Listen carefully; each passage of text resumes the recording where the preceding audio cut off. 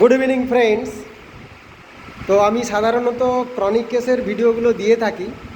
তো এখন একটি অ্যাকিউট কেস আমি দেখাতে চাইছি। তো এই কেসটি এই কারণেই দেখাতে চাইছি, কেসটি খুবই ইন্টারেস্টিং এবং খুব ভালো আমি সিমটমস পেয়েছি, আশা করি খুব ভালো কাজ করবে। তো এই হলো এর বাবা। বলো, তোমার মেয়েকে আমার কাছে কিসের জন্য নিয়ে এসছো? ওষুধ ভালো হয় না, এখন কিসের জন্য নিয়ে এসছো? কাশি হচ্ছিল। হ্যাঁ, কাশির জন্য নিয়ে এসছে। এখন বাচ্চা মেয়েটার কাশি হচ্ছে। এখন অ্যাকিউট কেসের ক্ষেত্রে আমাদের কজেশন অ্যান্ড মডালিটিস এই দুটো খুব ভালো করে জিজ্ঞাসা করতে হয় এবং তার উপরে ওষুধটা নির্বাচন করে দিতে হয়। তো কজেশনটা কী পেলাম, কাশির কারণটা কী? না, তার বাবা জানালো 2-3 দিন আগে বাচ্চা মেয়েটি পুকুরের জলে খুব অনেক স্নান করেছে, তাই তো?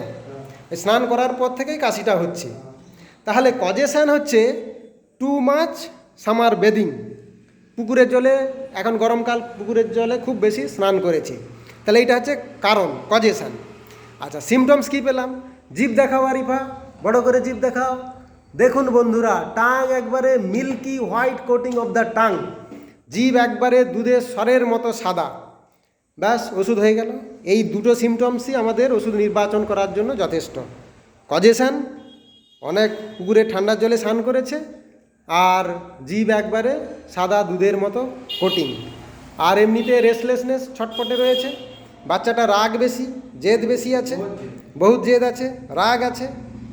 তো আর কি না, কাশিটা যে হয় স্প্যাজমোডিক কাফ, অর্থাৎ যখন নেই তো নেই ভালো, যখন হবে অনেকক্ষণ ধরে ঝুঁকে কাশিটা হচ্ছে এবং কাশতে কাশতে কাশির ধমকে প্রস্রাবও হয়ে যাচ্ছে। এইটা হচ্ছে এই সিমটম। তাহলে আমি যে ওষুধটা নির্বাচন করেছি, এখন বন্ধুরা সবাই জানতে পেরে গেছেন কী ওষুধ হবে। তো ওষুধটি হচ্ছে antim crud. Antim crud milky white coating of the tongue, আর কাশির ধমকে প্রস্রাব হয়ে যায়। Urination, Kent's repertory, urination involuntary, cough during there is antim crud. আর causation, to mass summer breathing, স্নান সহ্য হয় না,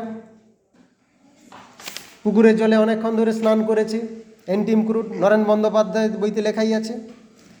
তো এই সিমটমসের উপরে একে আমি অ্যান্টিমক্রুড 30 কয়েকটা ডোজ দিচ্ছি। এই কয়েকটা ডোজেই আশা করি বাচ্চা সম্পূর্ণ সুস্থ হয়ে যাবে। তো তুমি এই ভিডিওটা করার পারমিশন দিয়েছো, সেই জন্য তোমাকে ধন্যবাদ।